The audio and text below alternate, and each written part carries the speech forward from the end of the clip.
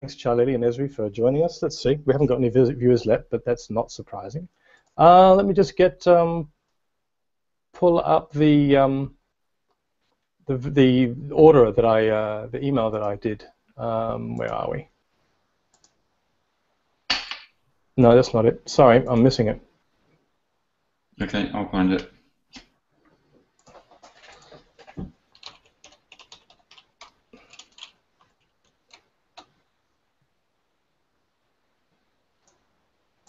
Yeah, I lost it because I had to answer an email and here it is. Good. Okay, cool. Probably cut this bit from the actual video. Okay. Anyway, so look, thanks very much, guys, for joining us. What we want to do, we're going to talk about Europcom. We're going to talk about your two sessions mainly.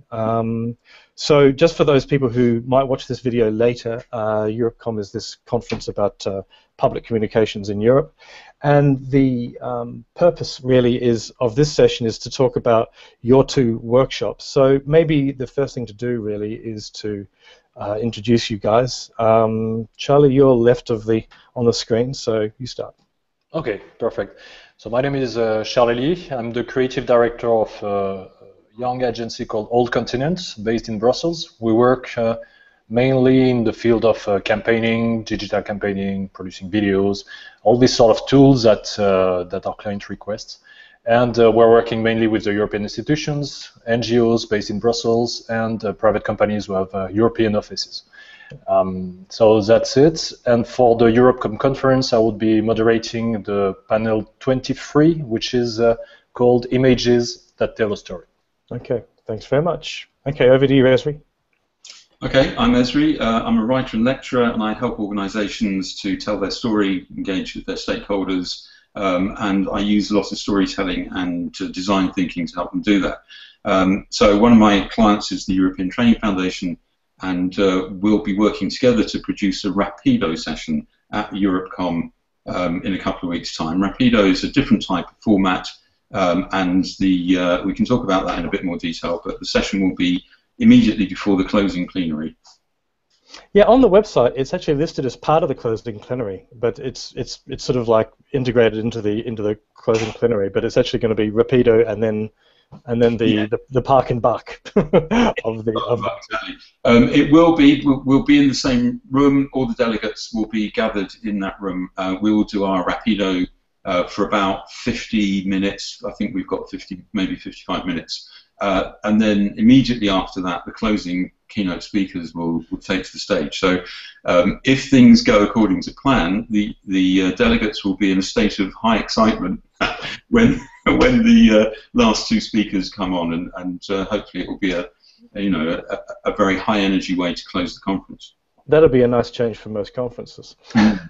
Okay, so and you guys met on a group that I set up on the Knowledge Hub, which was set up with the same purpose as the Europcom conference, and because it's set up a few weeks before the Europcom conference, the main focus of discussion has been about the conference workshops. I hope that this group will continue. I mean, it's starting very slowly. We've only got a bit over 30 members so far. But you two were some of the more active members. You both introduced your sessions independently, and then you both met each other on the forums in there, and you were discussing the fact that there are some parallels. And those parallels come down to the use of visuals, right? So that's why I thought we would have this this session. This is not a polished video. This, for everybody else who may be watching one day. Oh, we have a viewer. I don't know who it is. But anyway, if this is not a polished video, this is just a conversation between three people who have a common topic of interest, and we thought we'd make it live. So here you are. If you have any questions, anybody, please use the Q&A app on the Hangout. I have no idea how it works. I can't guarantee we'll be able to answer it because I don't know how it works, but I'm sort of just curious to see how that works. So the key common factor between the two of you would seem to be the use of visual communications, right? It's inherent in Charlelie's session, and I think I remember reading somewhere, Ezri, you said that people in their Rapido contribution need to use visuals because otherwise it's death by PowerPoint. Yeah.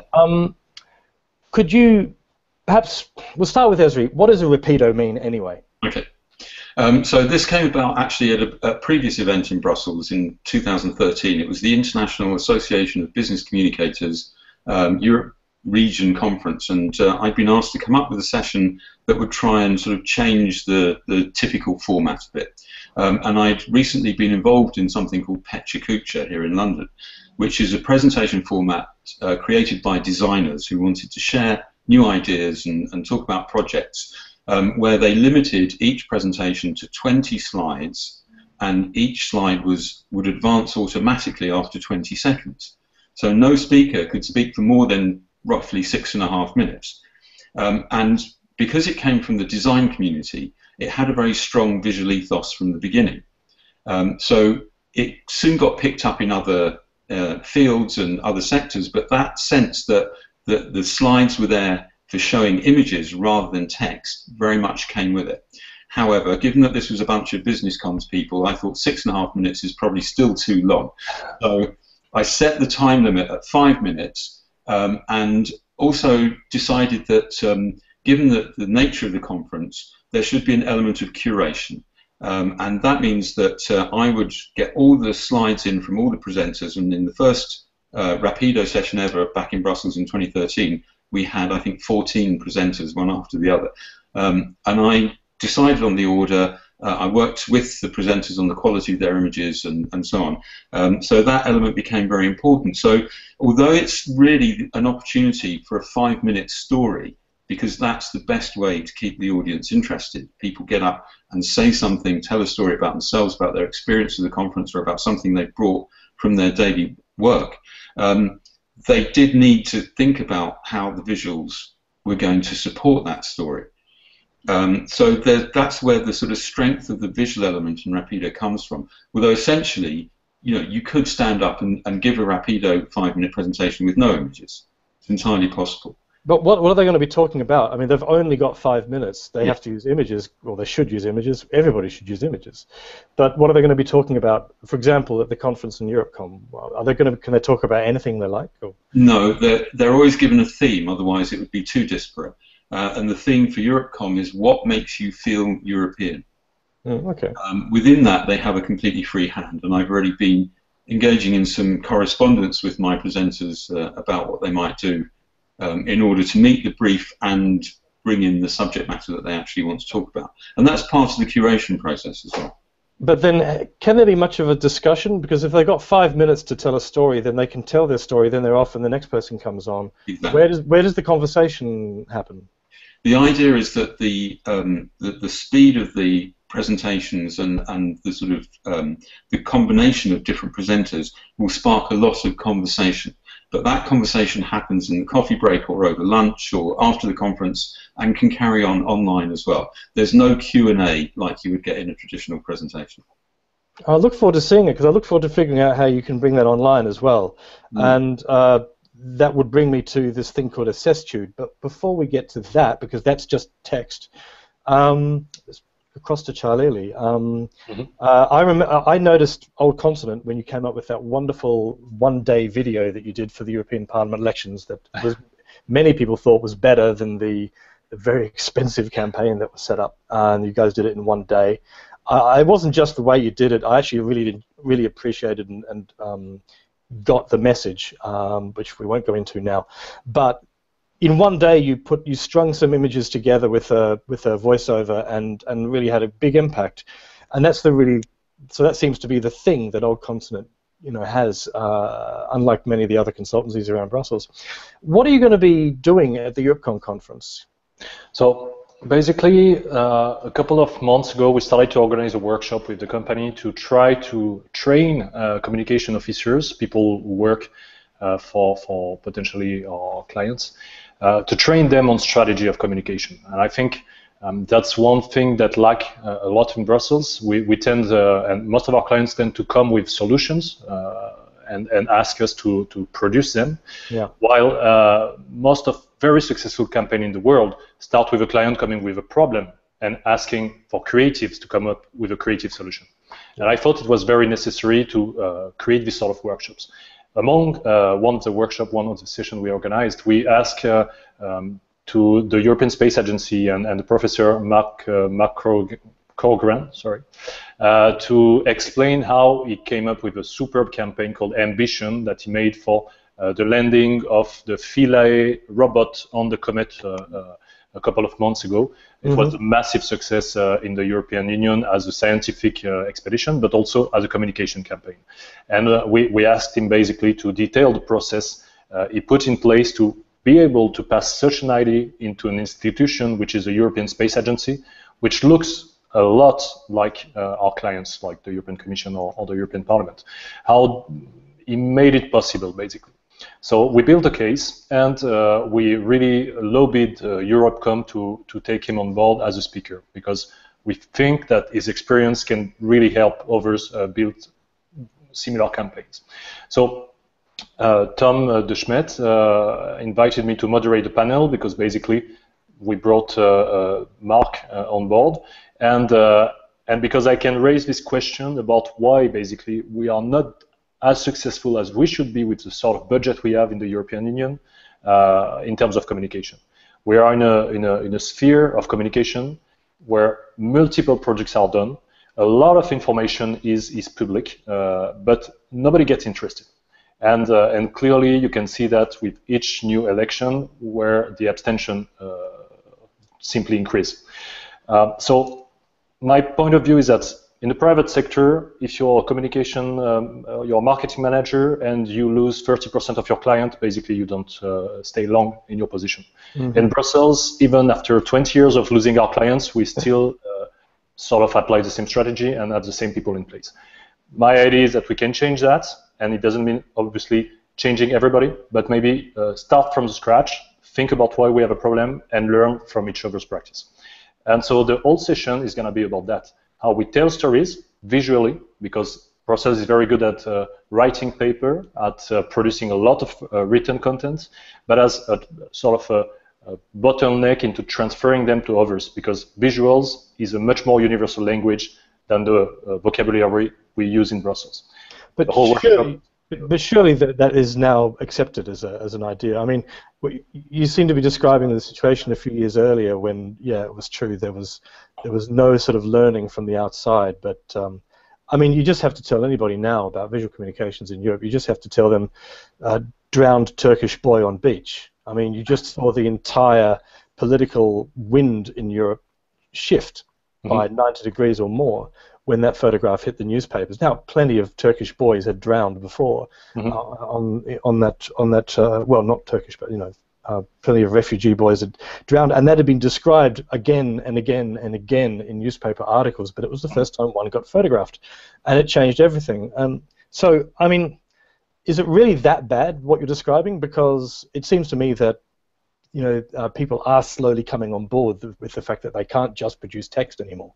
I think media have always been present on the visual scene, obviously, and this image of the drone boy was actually carried out by medias, by newspapers and online medias. The European Union as a public communication sector here, we are far from that. We are very far from that. I mean, you just have to look at the sort of video we still produce when we need to explain something from any of the institutions. The sort of website we do. I mean, a couple of months ago, the European Commission changed its website to make it slightly more inviting for people. But before that, you needed a PhD in European law to actually go and find an information on this website. There is a whole service called Europe Direct, which is helping people just to find the information which is publicly available. So I think the visual is not part of the culture of most of people working here, simply because they come from backgrounds which are like economics, political sciences, or law. And this is not, obviously, the visual is not part of their educational background. When you go into science, you get much more visuals, because if you do biology, physics, chemistry, you need visuals to understand complex topics. In Brussels, we're slowly coming to that. And we are going definitely slower than any other part in the world that tries to communicate complex ideas, from companies to other NGOs in the world. We've been very involved with the TEDx Brussels community here, and I can say, and I'm sorry to say it, but the worst speakers that comes to TEDx are politicians. Yeah. Period. And so that's something we really want to change, and I think it's small, step by step to understand we're not that good and we need to progress. So the speaker that you're talking about from the ESA, his main thrust is going to be not just about what visual communications is and why it's important, but also how do you get that cultural change to convince people to do that. Absolutely. When I heard about that, I think that this campaign, the ESA's campaign, won an award recently. Aurélie Voltat was at the jury, and I pointed out on LinkedIn that in fact NASA did this. You know, tweeting in the first person, so the probe tweets in, I'm approaching the comet. NASA did that 1 or 2 years earlier, and so was it really that hard? Because the easiest thing to do when you want to change somebody's mind in the institutions is to point that another institution, not that different, and NASA and the ESA are not that different. Another institution has successfully done that. Yeah. So what I heard from Mark is that the actual award you're talking about, the Twitter campaign, was run by the German Space Agency. Okay. And the European Space Agency, the big chunk of the campaign was this movie they did. So the movie is basically a science fiction movie taking place 10,000 years from now, with an actor from Game of Thrones, which was quite interesting to get on board. Yeah. And they're telling the possibility of this mission. So it's the first mission where humanity is catching a comet in space. I mean, that's quite incredible. The most incredible thing is that you need to make a movie so that people get interested in the fact that humanity catch a comet. That's another story. So the movie itself was premiered in London for the Science Fiction Film Festival. And the beauty of it is that they started with a trailer that didn't mention anywhere that it was, first, not a real science fiction movie, and secondly, that it was produced by the European Space Agency. So people were expecting that a new feature movie, science fiction, featuring one guy from Game of Thrones would appear from nowhere. Nobody heard about it, and it's going to launch in cinemas. I think the whole strategy was brilliant. And to pass this strategy, and I think this is the most interesting part of the session, is that Professor McCorgrean needed to really push the idea in a very particular way, and I'm not saying more about that, inside the institution, so that first, it will not die by committee decision. Secondly, they could really have the ambition to talk to people, not only to talk to their own hierarchy or their own institution. And you were mentioning NASA, to actually compete with NASA on the global scale, which means the European Space Agency is equivalent to NASA in the mind of people. And so far, it was not the case. NASA has this whole big cultural background behind it. European Space Agency is younger and need to push a bit more its message outside. But now I think you really managed to do that. We have the same thing than the Americans. So how big was this film? I mean, was it a fully feature-length film, or was it like 7 minutes movie? Right, so they did a 30-second trailer about a 7-minute film, but the trailer looked like it was for a 2-hour film. Absolutely. That was That is, I can't imagine anybody at the European Commission going for that. That's really, really radical, and I'm going to go to your session just to find out how you did that. Super. Because the ESA, I've worked with them a bit in the past. My background is in physics, so I don't understand why anybody would need to, be fooled by a film in order to get interested in landing on a comet.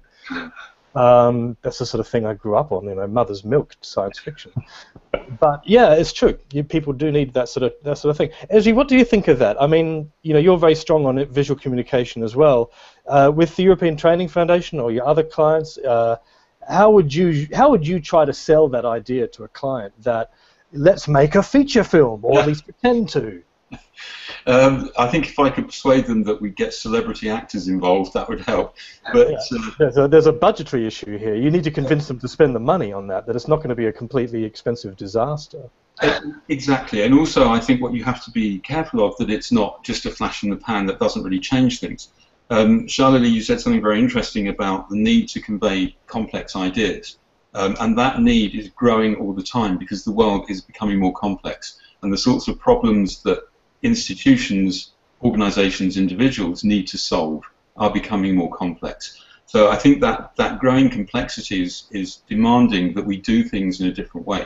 At the same time, again, as we all know, individuals, organizations, and institutions are all very resistant to change. So getting it right is always really, really difficult, whether you're trying to bring in a very novel form of communication to a particular organization, or just dealing with a sort of interpersonal situation. I think personally what's more important is to focus on values and principles, and then find the right channels and vehicles and so on. And I think that is evidenced very much by the point you made, Matthew, about the horrific image of that poor little child who drowned. It's certainly got a reaction, but the question is, will it lead to sustainable change?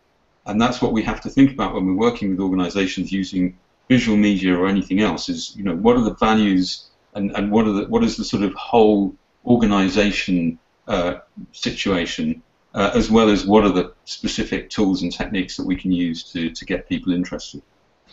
Yeah, to get people interested and to capture something visually without hiding the complexity is, I think, a real challenge, because I think it's really interesting that Charlelie's speaker at the conference is talking about science communication, because, as I mentioned, I've got a physics background and I came to Brussels as a science journalist. And, you know, when you're talking about trying to communicate science, you have exactly the same problem as trying to communicate Europe. Science is important, it takes training to understand, it's full of jargon, it's sort of everywhere but poorly understood, and it's relevant to a lot of people, and there's a lot of bullshit being said about it. And you can say just substitute science for Europe, and you've got a sentence which we'd all recognise. And I wrote a blog post a few years ago about this, because when you're trying to communicate science and you have to involve the scientists, they hate simplification. You know, it's very complicated. You know, have you ever tried to write a sexy story by interviewing a scientist, and you try to get them to say, you know, could I say that 20%, there's a 20% effect here, and they say, well, that would depend on what you mean by effect, and, you know, because they've spent 3 years of their life doing a research, and they don't want it simplified down into a soundbite, and let alone, you know, some sort of image which misses, which sort of caricaturizes, if you like, their research. And you have exactly the same thing with technocrats. They spent 3 years of their life on a EU directive. You know, and there's lots of nuance. It's really complicated, because life is complicated and the EU is doubly complicated. And you try to capture that in an image, they're going to say, but that's too simplistic. And there is nothing more insulting to for a bureaucrat to say. That's the worst word in their armory. That's simplistic. So how do you balance that? If I may, most of my interventions are always based on the strategy of communication. I point that again, which is mostly lacking in Brussels, because when you do not have a clear objective, obviously it's very difficult to measure if you reached it or not. When you need to communicate an idea, you can't communicate the same sort of idea and the same level of complexity to everyone, because you need to catch some people into, first, the fact that it exists, and you need to drive others in the fact that it's advancing. So if we're talking of EU legislation, you have people who never heard about the EU, you have the people who heard about the EU but do not get that it works in this sector. Then you have people who already know that this sector exists and might be involved with it and want to know the novelty into the EU legislation. So you have different sort of messages, different sort of levels of complexity. The problem with the things you mentioned, someone saying that it's simplistic, is because the objective is not clear. You can't talk in the same way to everyone. You can't talk about the same level of complexity to everyone. So if you divide well your objectives, and you know that this particular tool is going to reach this one, whether it's a video, an infographic, a website, a campaign, a lip-dub, whatever thing we come up in terms of tools, then the tool is the most fitted to reach these people with this message. So you have a pipeline. You have a pipeline, you have a funnel. When you want to sell a pair of shoes and you're Nike, you don't sell it the same way to someone who never bought Nike and to someone who is addicted to Nike, obviously. Sure. And that's the thing that everybody needs to understand here in Brussels. You cannot have one vehicle for every purpose. You need to have different vehicles and different messages. Well, I agree, obviously. Ezri, you were nodding a lot then too. Yeah, well, I just couldn't help reminding myself of something that Albert Einstein said, which is that if you can't explain it to a child, you didn't understand it in the first place. So yeah, I think there's an element of some of the attitudes that people show towards complexity are actually based on you know, protection of vested interests and status. So I think that you know, that needs to be taken into account, but also I would completely agree with what Charlelie is saying. From a strategic communication perspective, you have to have objectives. Those objectives have to be aligned to the objectives of an organisation. They can't be separate from or irrelevant to whatever the organisation is trying to achieve. And you certainly do have to consider the different needs of different groups with whom you're communicating. But at the same time, we need to shift more towards a conversational model and less towards a move away from a broadcast model. So that's again something that it would be interesting to see in Europcom, how much that becomes part of the conference discussions, because I feel that a lot of the time, particularly institutions, for understandable reasons, their default position is broadcast mode. It's an SOS, we call it, send out stuff, and not real engagement, because it's just more difficult, it's more complex, and you don't always hear back what you're expecting to hear. When I did a blog post about Rapido for the IABC conference in San Francisco earlier this year, and I quoted Winston Churchill, who said the best argument against democracy is a 5-minute conversation with any voter. But so the danger is that people you engage in conversation won't say the things that you want to hear. But nevertheless, to quote Churchill again, forgive me, democracy is democracy is the worst form of government in the world, apart from all the others. So I think, from a strategic communications perspective, the idea of engaging all your stakeholder groups in conversation is the worst idea in the world, apart from all the others. Yeah. Well, what I like very much in your session, Ezri, and the format you adapt also, is that you're telling people basically that their presentation is important, but what is more important is that the public who listen to it needs to be energized, and that they are the focus of everything. It's talking to these people in the way they will appreciate it the most. Yeah. And so the speaker is supposed to do things to help that conversation happen. In the session I will moderate, I asked the two speakers if they were okay with one thing that is very, very different in conferences around Brussels. Is a very simple thing.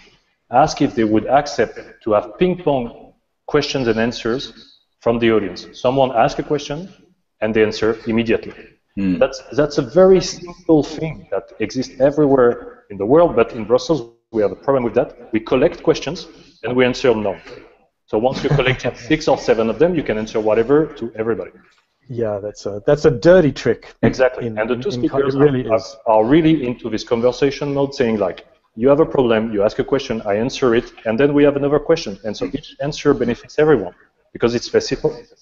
And I think that's, I think it's a really good idea. I think it also highlights the fact that you need to work with everybody who's coming to the conference, not just the speakers, in order to get that kind of interaction going.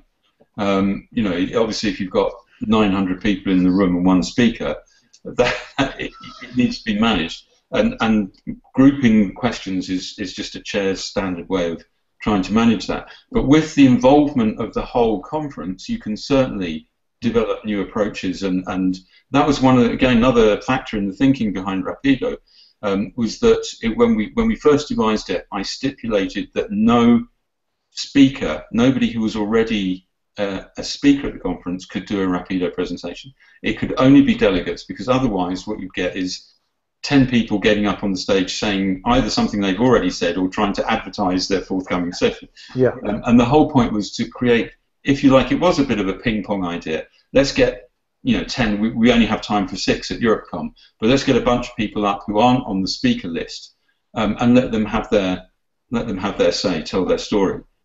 I was going to suggest that I like the idea of Rapido energizing the audience. There's a bad echo, by the way. It just came on. I don't know who it is. Anyway, I love the idea how it would energize things, but then your session is at the very end of the conference. Wouldn't it work at the beginning? I mean, what if you had some sort of online competition where people who were coming anyway could pitch, I want to do a Rapido, I want to talk 5 minutes about this, and they get selected and they get to kick off the conference to get the conference started with that sort of energetic session. It's a great idea, and in fact, one of the brand extensions, if you like, for Rapido that we're working on is pop-up Rapido, which would do exactly what you're describing. It wouldn't even have to happen in auditorium. It would happen in the coffee session, or it would happen in the corridor, where you would just have a sort of, a banner saying pop-up Rapido, and anybody could go and stand there for 5 minutes and do their session.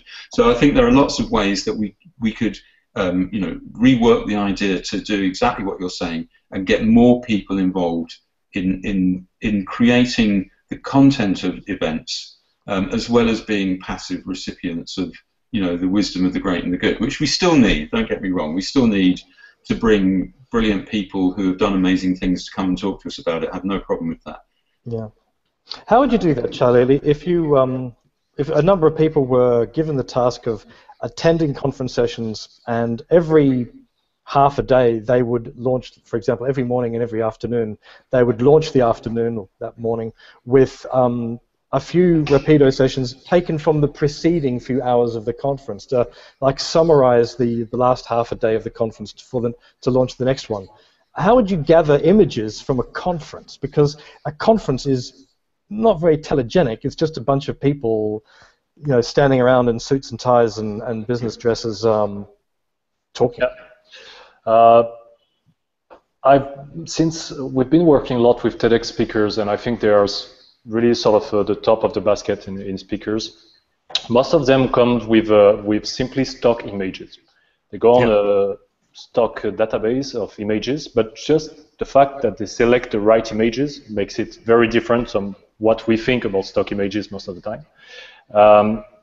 You have very emotionally engaging visuals. I mean, a visual, an image, is done to put the context about an idea. It's not there to explain every detail, because nobody, and except graphic designers, artists who really masterize the visual arts, understand the symbolic of an image very well. And an image carries one sort of surrounding meaning. It gives you the perspective about something. You were saying you worked in physics. I mean, it's very interesting to see that most of physical phenomena which are discovered are first represented by artists. It's an artist view about it. It's sort of synthesize the details, but it's mostly about giving finally a first visual approach about it, so people feel it better. If you talk about complex phenomenon, the first guy will come up with illustrating the spin or the chord theories. This guy wins the imagination of people. And I think that's what visuals are done for, to project yourself into the universe, not to explain in details every piece of meaning. So if people were to organize Rapido sessions, I would definitely give them access to a good database, a curator and a graphic designer to help them compose quickly their speech with, I don't know how many images you use. If it's Pechakucha style, maybe 20, because it can be curated, help people get more into the topic, but that's it. It's not about seeing all the details and say, but don't you notice in the top left corner that there was this symbol and you should have seen it? No, it's not done for that. It's to help the speaker propagate his universe. That's it. Okay. I love the idea of having Rapido presentations put together on site with the help of graphic artists or with access to an image library, so that people could do that. I think that would be amazing. Yeah, well, it's an outgrowth of the idea of having people doing sketches of conferences, capturing concepts and doing cartoons and things like that, which has become a bit trendy the last few years. And I'm always on the lookout for ways where the essence of a conference and some of the findings of a conference can be shared outside the conference venue with anybody who's watching it outside. And my first experience with that was 2001 with web streaming of a conference, and these little postage-sized videos, and the first thing I did was, we're spending how much on this? And I looked at the traffic and cut. It was just useless. And now the bandwidth is there, but it's still completely useless. You need to have somebody there capturing the essence of it, transmuting that into something visual, and then sending that out. And then there's a call to action there that sends them back to the full slide share, the full page about the conference workshop, and more information. But it's the way of getting it out there, which brings me back to that video, the film, the video that the ESA did, Charlelie.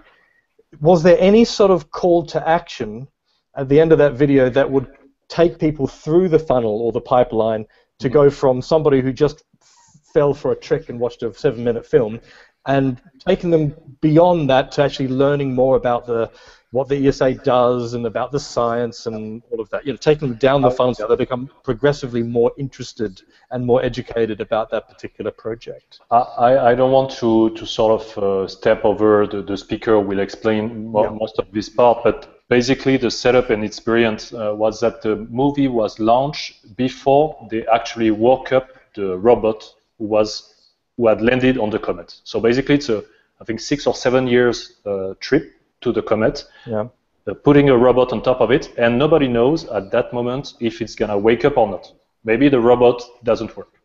And so the whole movie is called Ambition for one reason, is that whether it fails or it's a success, people would feel the fact that we managed at least to put all this power together to send a probe on this comet that is 7 years on the distance.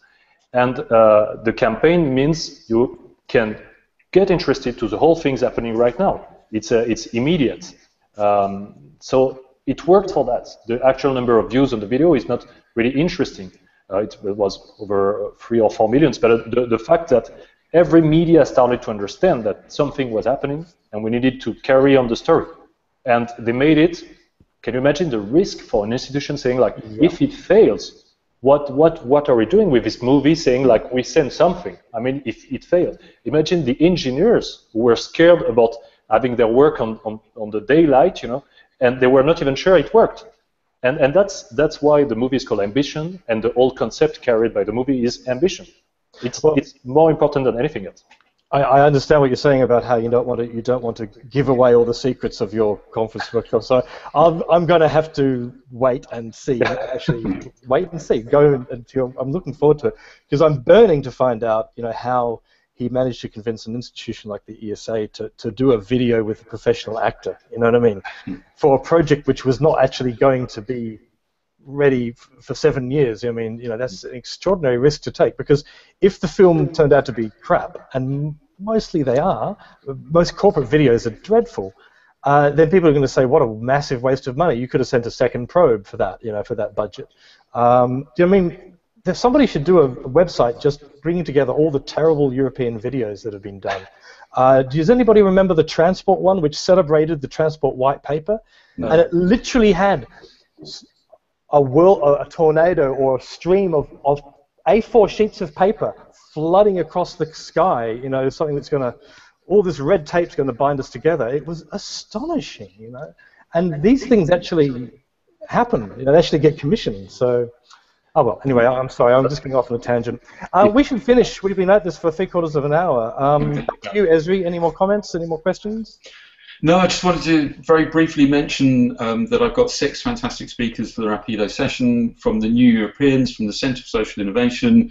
We've got somebody from Europe Direct, actually, from the European Training Foundation, from the Aarhus 2017 European Capital of Culture programme, and a journalist and Latin American affairs advisor to the EU. So it's a very eclectic mix of people, and I really hope that we'll get from them what's happened in previous Rapido sessions, which is each individual story has its own kind of trajectory, but put them together and something else emerges, and that's what I'm really looking forward to.